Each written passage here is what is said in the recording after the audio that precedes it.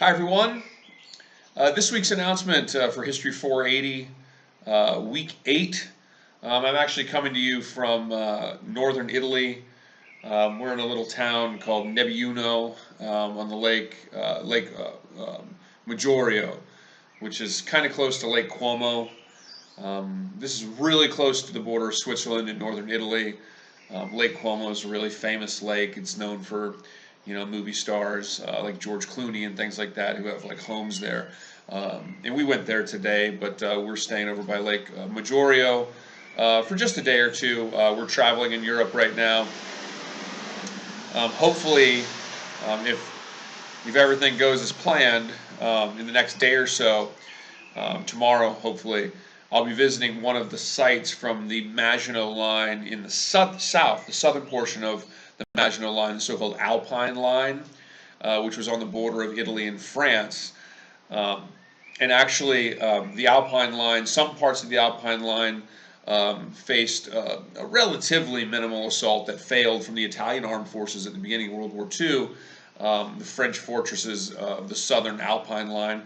But they were also, and this is why it's related to American history, and I'll probably do my factoid from this place for next week, is that they were also some of these forts in the south near Nice, just north of Nice, north of Monte Carlo, towards the border of Italy, were actually also used during Operation Dragoon. And Operation Dragoon was part of the overall D-Day operations. Operation Dragoon was like a southern, if you will, a southern D-Day operation that was launched by the Allies in 1944. And it was meant to sort of go along with the major Normandy landings, and it came up from the south. Ultimately, it wasn't massively significant in terms of its, changing the tide of the war. Normandy was much more significant for that than was the southern operation of Operation Dragoon. But hopefully tomorrow I'll be visiting a couple of sites there, and I'll shoot some videos for you there.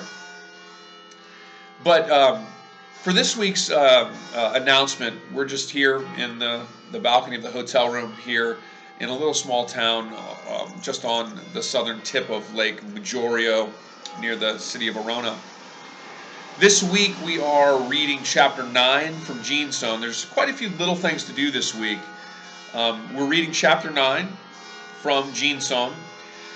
There's also a collection of 4 primary source documents on the New Deal. We're looking at the New Deal this week, the 1930s, and the New Deal of Franklin Roosevelt, which really had 2 parts, the first New Deal and the second New Deal. And we are going to be reading, in addition to the Genestone portion of the reading, we're going to be reading 4 primary source documents that I've selected and placed in the modules area. They're under New Deal primary resources, primary documents. And so please look at those and use those in your commentary in this week's discussion forum. In addition to that, in the terms of reading, I hope everybody's reading John Dower. We're getting ready to delve into the United States during the Second World War. And so we should be reading the John Dower book, War Without Mercy.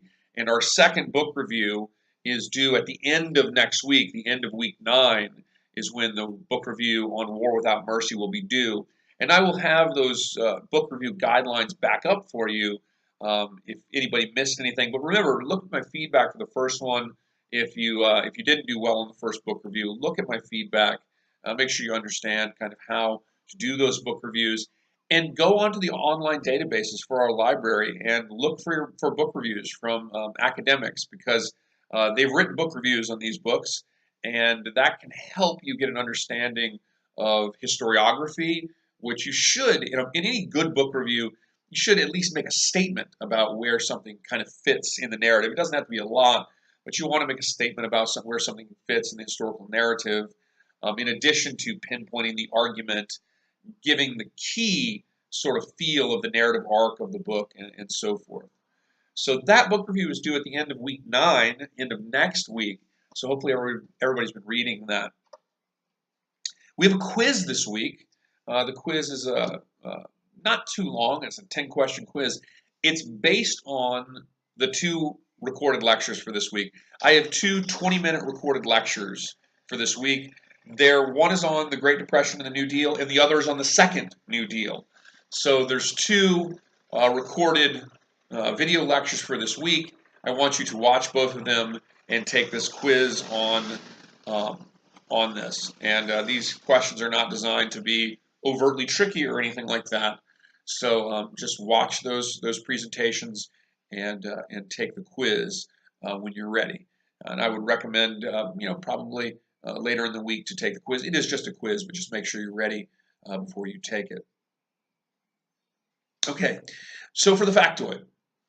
My factoid this week actually is not going to have anything to do with Italy. Of course, it's an American history course.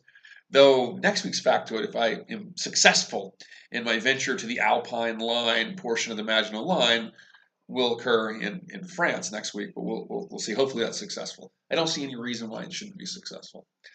But this week's announcement relates to the NRA, not the National Rifle Association, but rather the National Recovery Administration. The NRA was, from FDR's standpoint, it was created in 1935, and from Franklin Roosevelt's standpoint, the NRA was like the core of what he thought the New Deal was all about, the core of what he thought would make the New Deal successful.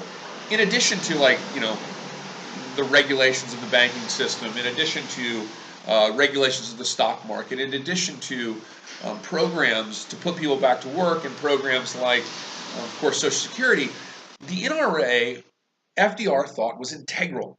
And he really thought it was at the core of what the New Deal was all about, which was, in his view, assuring that all Americans had good paying jobs, that gave them the opportunity for prosperity, and not only prosperity, but prosperity that would afford leisure time and so forth. And so as a result of this, the NRA, and connected to the NRA were things like the Wagner Act, and the Wagner Act legitimized unions for the first time. The federal government recognized the legitimacy of unions for the first time in American history.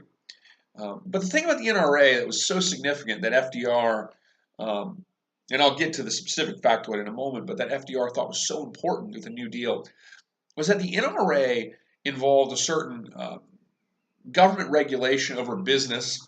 It was very unpopular by large businesses in the United States, that FDR believed would really help to encourage a greater employment of Americans in good-paying manufacturing jobs.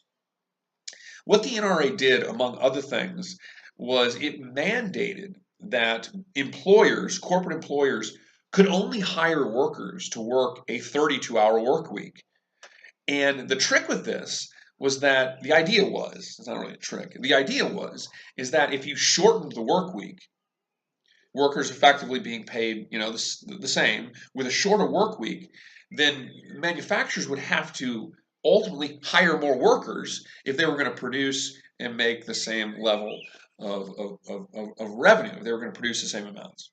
So the NRA said, among other things, the NRA suggested that the federal government would mandate the amount of time that manufacturers could employ workers during the week, and that it would regulate a 32-hour work week, and would, as a result, force employers to hire more workers. And FDR thought that was integral to the recovery from the Great Depression, because he believed it would help to employ more Americans in good-paying jobs. Well, the NRA was found unconstitutional, and this was there was more than one New Deal program that was found unconstitutional by the Supreme Court, and the Supreme Court was a conservative court at the time. Many of the justices, 3 of them, I believe, were appointed by Warren G. Harding at the beginning of the 1920s. So in many respects, much of the Supreme Court had kind of been loaded by presidents in the more conservative era of the 1920s. And this court found the NRA unconstitutional, effectively on the grounds that they alleged that the president was making legislation, that was not the constitutional right of the president. And as a result, this measure was found unconstitutional. FDR was not happy about that. He felt that it was a terrible blow to the New Deal. He thought that the National Recovery, the the NRA was integral to the New Deal program. And as a result of that, he tried to create a number of strategies to change the Supreme Court. He tried to get older justices to resign. He tried to expand the members of the Supreme Court. And those efforts were not seen well. They were not received well by Republicans or Democrats at the time. And FDR's popularity sank a little bit.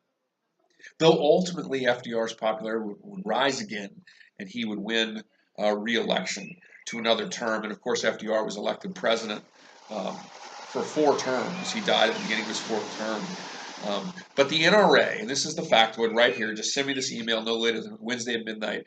FDR's NRA, which he thought was integral to the mission of employment and work in the New Deal, was found unconstitutional by the Supreme Court of the United States. That's the factoid. The NRA found unconstitutional, delivering what FDR saw as a really, really terrible blow to his overarching goals in the New Deal. Let's have a great week, everyone, and I'll see you in the discussion forum.